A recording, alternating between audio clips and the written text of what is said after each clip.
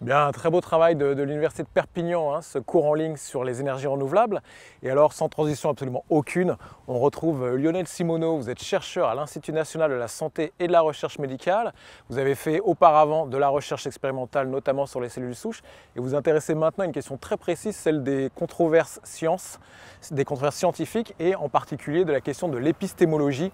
Alors déjà, si vous pouvez nous expliquer de quoi il en retourne. Tout à fait. Alors effectivement, ce mot épistémologie rebute un peu, il est compliqué.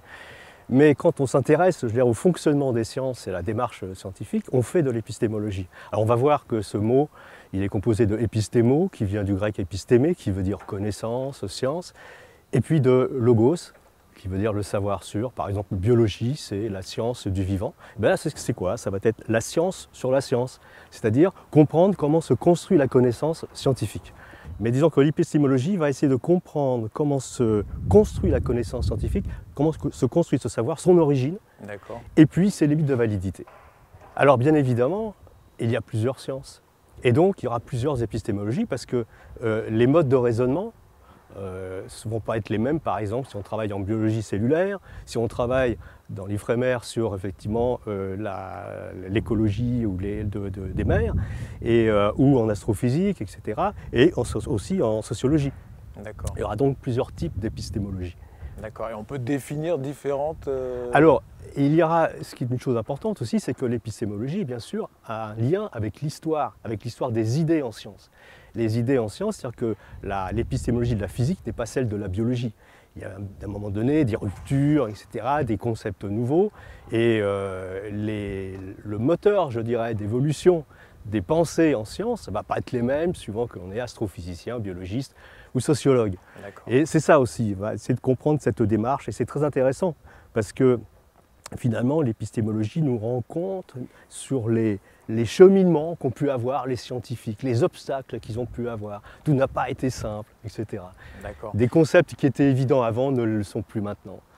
Donc vous disiez différentes formes d'épistémologie, évidemment liées à différentes disciplines, différentes formes de sciences. Est-ce que pour autant on peut tenter de décrire ce qu'est la science si on pouvait l'unifier autour de quelques éléments clairs? C'est une très très bonne question, parce que bien sûr il y a plusieurs sciences, on est d'accord, mais il y a peut-être quelque chose qui pourrait unir toutes ces sciences. Et moi je vois la notion d'objectivité. Et là je verrais deux types d'objectivité. Une objectivité, je dirais, pragmatique, méthodologique, et une qui serait plutôt philosophique. Qu'est-ce que je veux dire par là? C'est que nous, chercheurs, quand on fonctionne en laboratoire, on publie nos travaux, et donc on a, je dirais, une évaluation par nos pairs, PAIR, et donc ça veut dire qu'on est constamment sous le regard de nos collègues. On envoie nos manuscrits à des collègues, moi j'en ai reçu effectivement pour évaluer le travail de mes collègues, et donc ça c'est ce qu'on pourrait dire une façon de faire qui atténue la subjectivité, parce que l'objectivité n'existe pas réellement, il ne faut pas se leurrer. Mais donc chaque chercheur a une subjectivité, dans le sens où il peut s'engager sur tel ou tel type de recherche, mais le fait que tout ça, effectivement, on est sous le regard des autres collègues, atténue cette subjectivité. On a donc une objectivité, je dirais, pragmatique. Et après, il y a une objectivité philosophique qui, à mon avis, est très importante pour définir ce qu'est la science et ce qui ne l'est pas. Et là, ce serait ce qu'appelle le prix Nobel Jacques Monod en 1970, le postulat d'objectivité. C'est-à-dire que tout objet d'étude en science ne saurait avoir comme explication une explication qui n'est pas testable, un finalisme, une transcendance. Donc c'est la raison pour laquelle, par exemple, le créationnisme ne peut pas être une science, parce qu'il donne comme explication quelque chose qui n'est pas testable. Ça ne veut pas dire que les scientifiques sont fermés, sont obtus, pas du tout, au contraire. Ça veut dire qu'on est ouvert à toutes sortes de théories, dans la mesure où ça rentre dans le cadre de ce qui est testable en science. Et le paléontologue américain... Testable, parce que du coup, vérifiable par des pairs... Vérifiable, testable, effectivement. Et là, on est ouvert à toutes sortes d'hypothèses. Et quand on nous propose une hypothèse qui n'est pas testable, un peu une explication toute faite, quoi, ça ne tient pas à la route. C'est même pauvre, finalement. Et le paléontologue américain Stéphane Jay Gould a parlé, lui, du NOMA, c'est-à-dire le Non-Overlapping of Magistery, c'est-à-dire le non-chevauchement des magistères, c'est-à-dire la science ou les croyances. D'accord. Très bien, donc une bonne distinction.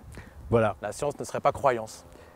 Alors après, je veux dire, c'est ça qui est intéressant, c'est que quand on regarde comment fonctionne un laboratoire, tous les collègues qui sont là, il y a des collègues qui ont des croyances, d'autres qui sont non-croyants, etc. Mais on met nos croyances, je dirais, au vestiaire. Et c'est à mon avis, c'est un bel exemple de la laïcité à la française, Parce qu'en fait, c'est une liberté des individus et pas des communautarismes. Chaque chercheur, quand vous allez dans un laboratoire, il y a des gens de toute origine, etc. Et donc, ils ont leurs croyances ou leurs non-croyances, mais on travaille ensemble pour le bien commun de la science. Très bien, on les a laissés à l'entrée du laboratoire. C'est ça. Ben, Lionel, merci beaucoup pour nous avoir plongé dans cette question un petit peu compliquée, mais enfin qui nous éclaircit beaucoup. Merci beaucoup Lionel. Je vous en prie.